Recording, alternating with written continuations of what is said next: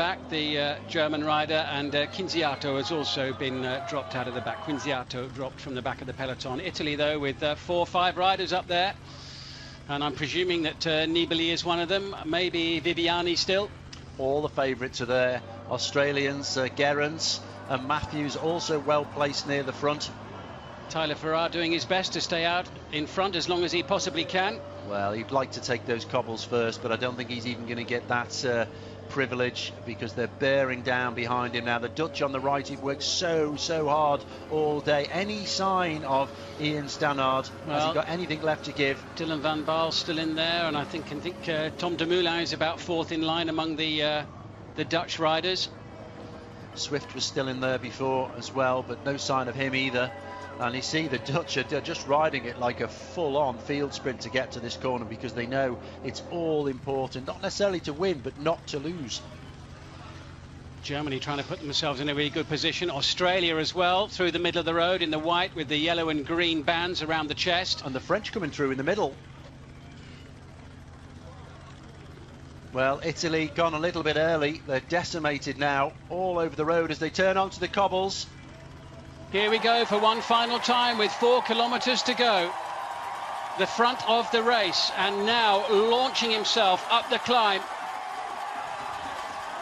Is that Stybar going towards the front here? It is. It's Stybar, who we're talking about before this race, and what an attack. He's already opened up a gap of 10 metres. Doesn't sound like a lot, but somebody's got to close it. Well, Stybar's really going for it, and John Degenkolb is right on his wheel. So 2 of the big favourites. That looks like Greg van Avermaet is leading the chase. In 3rd place, the Belgian rider over the top of Libby Hill. And now on their wheel, I'm wondering if that was Boasson Hagen from Norway, perhaps. I think it was.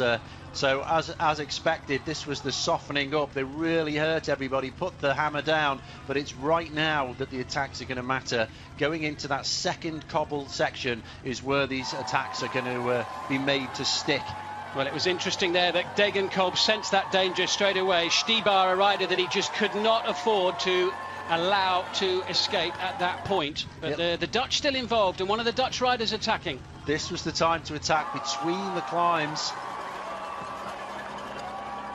And Degenkolb having to do some chasing, not keen on that, looking behind him, but it's probably going to just stay neutralised now. So it's who carries the fatigue into that next climb. It's the next attacks, I think, are the ones that have the best chance of sticking. If it doesn't stick there, then it's likely to come down to a sprint, I think. Well, several of the riders we were expecting to see towards the front at the end of the race are certainly there in Degenkolb, Stybar and Van Avermaet, but there are others as well. And it's very quiet in the finishing straight outside our commentary position. Everybody waiting with bated breath, looking at the big screen. You could hear a pin drop outside, apart from the commentator in the street. And this is it now. And who is it that's taken a lead onto those cobbles? It's all about the speed now. Well, it's Greg van Avermaet, I think, who has launched an attack here, and one of the Australian riders has gone with him. Well, very strong move. You can see the acceleration there into the slipstream. And is this Sagan coming to the front? It's Peter Sagan who hits the front. Unbelievable. Sagan has been quiet throughout the race, and now when it really matters, Sagan has made his attack and the bid for World Championship glory, and I'm sure that's Van Avermaet on his wheel. Well, I don't think it's enough at the moment. He's going to take at least 2 riders with him that are going to get back on the wheel. And that was a huge effort he made to get that gap. He's got another climb to go, of course.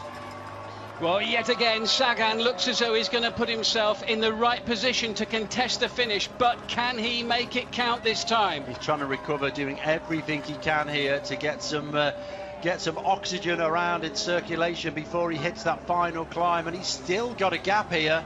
This is a remarkable ride, certainly doesn't lack for bike handling skills. Got that bit covered. He's got a 30-metre gap.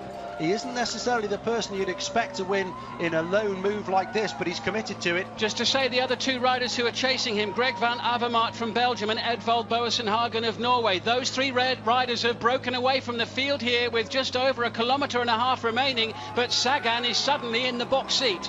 Well, he's just got to drag up to the kilometre to go mark for the last time, and he'll go up Governor Street, 8% that will drag up to 600 metres to go, and it doesn't flatten out to the line, so a massive solo move by him.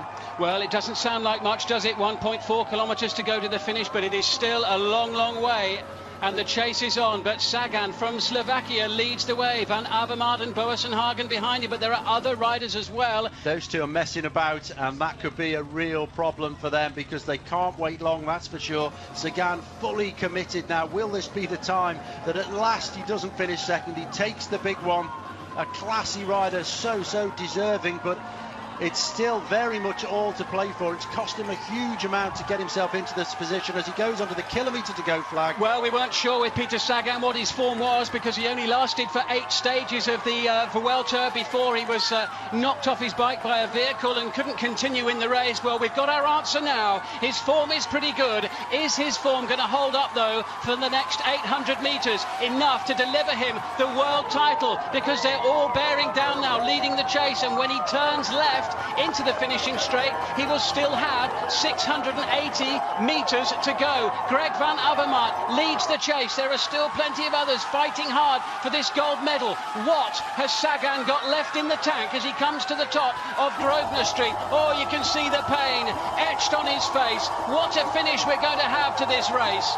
Peter Sagan now into the finishing straight. I think he can do it. It's going to be ever so close, but he saved something. He got himself a big buffer. They're charging behind him, but I think he can do it. Well, they're leading the charge now after Peter Sagan. They can see him, but he can see the finishing line in front of him. So many times second, so many times third. But is he going to win the big one here? The world title, it's almost within his grasp. He can smell it. It's almost there. He's got one hand on the rainbow jersey, one hand on the gold medal. He's just got to hang on as Sagan comes up the finishing straight with 200 metres to go. Wisely, he tries to sprint out of the saddle. He's got almost nothing left.